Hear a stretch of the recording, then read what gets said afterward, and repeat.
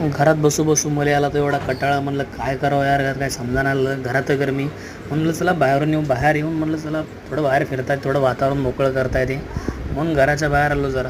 पण घराच्या बाहेर येतच पाहतो एवढं ऊन, अरे बाप रे बाप. नेमकं या उन्हानं कायच करावं. एवढी गरमी की सर 2 मिनटात पुरं लगेच डोक्यातून पुरा घाम तोंडावरपर्यंत यायला लागला.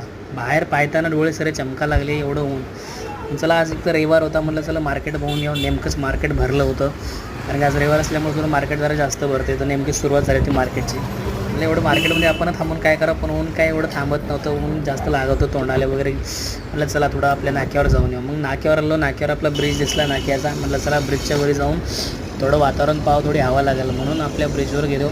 ब्रिजवर आल्यावर पण पाहतो की बाबा सगळं वातावरण एकदम शांत वाटायला, पण गरम वाफ, उन्हाची जी वाफ होती ती गरम वाफ एवढी लागायला लागली काय सांगू.